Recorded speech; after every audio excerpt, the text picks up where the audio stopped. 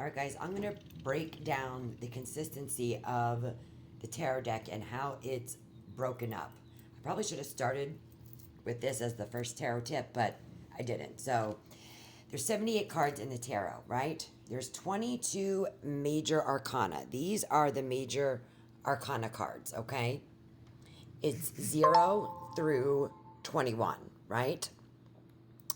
Major arcana cards are huge life changes that are beyond our control. All right. And each one of these cards represent a zodiac sign element as well, which we'll get into later. All right. Now, the rest of the deck is 56 cards and it's the minor arcana. Okay. The minor arcana has 4 suits. All right. You have the wands, you have the pentacles, you have the cups, and you have the swords. Each one of these suits represents an element, okay? The wands is the fire element. The pentacles is the earth element. The cups are the water element. And the swords is the air element. Each element represents a zodiac sign. So, wands is the fire element. Fire signs are Aries, Leo, Sagittarius. Pentacles is the earth element. Earth signs are Virgo, Taurus, Capricorn. The cups are the water element, which is Pisces, Cancer, Scorpio. And the swords are air element, which is Gemini, Libra, Aquarius. Then you have your royal court cards. You think of the court cards as the 4 families of the tarot, right? You have the cup family, you have the pentacle family, you have the wand family, you have the swords family, right? Cups is the emotional family. The pentacles is the money family. The wands is the creativity and action family. The swords is, the communicators and the truth-seeking families. Again, major arcana, which goes from 0 to 21.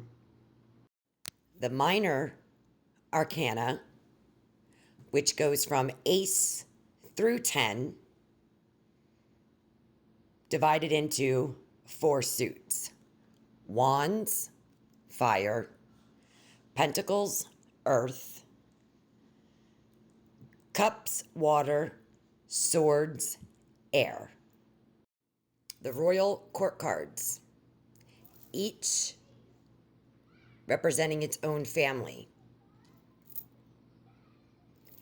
Each family has a king, which is the father. Each family has a queen, which is the mother. Each family has a knight, which is that young adult. And then each family has a page, which is the younger child. Let's go through some of the major arcana and the zodiacs that they represent. Starting off with the emperor, right? The emperor is known as Aries energy, and you can tell that because the ram is depicted on his throne, all right?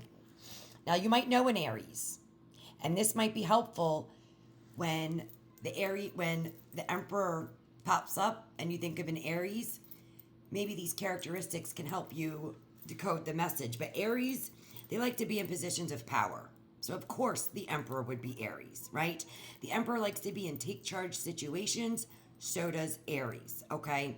The emperor card is about using proper force to rule an empire, to rule a community, right? He is somebody that needs to use his instinct. He needs to set limitations, but he has to be professional. And these are all things that, you can find with Aries people of the zodiac that are Aries. Now, the Hierophant is Taurus energy. All right. Now, Tauruses are known to have a very defined value system, belief system, right? You know, if you know a Taurus, they're set in their ways. Um, and, you know, no matter what is going on in their life, a Taurus will always stay true to their values, to their spirituality, and to the beliefs that are part of them. And the Hierophant is just that. You know, the Hierophant represents traditions and morals and belief systems, commitments and conformity. So think of a Taurus in your life, think of their characteristics, and maybe that can help you identify characteristics of the Hierophant. Okay? We got the Lovers.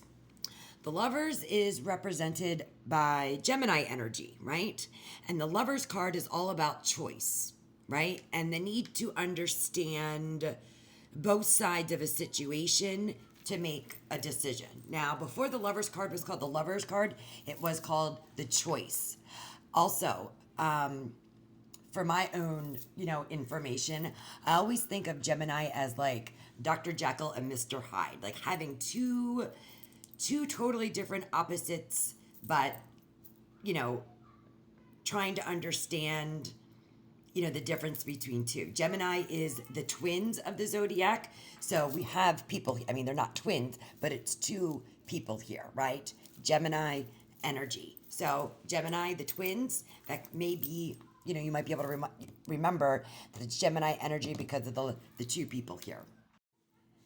The Chariot is Cancer energy, right? The Chariot represents a vehicle, right? But in this card, the vehicle isn't moving. He's actually stopped. Often people say that the Chariot is driven by the Emperor, okay? So Chariot is Cancer energy. But instead of moving forward, it looks like the Chariot has two different directions that they could take. Now, like a crab, I think I mentioned this before, crabs sidestep things, right? This is telling you that the Chariot doesn't take a straight path, right? But the Chariot likes to move from side to side. And this, I feel like this card reminds us that, you know, that situations and emotions can change, but maybe the outcome stays the same. Cancers are very emotional. They are like the emotional one of the zodiac. But I see, you know, two different sides here. They can go this way or this way. So the crab sidesteps Cancer energy. You might be able to remember Chariot is Cancer energy in that way.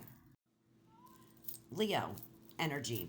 Strength card. Leo the lion, right? Strength is Leo energy. The imagery is this woman that is trying to tame this lion, right? The reminder here is it takes a lot of patience and energy to tame a lion, right? You don't need to use force. She's not using force.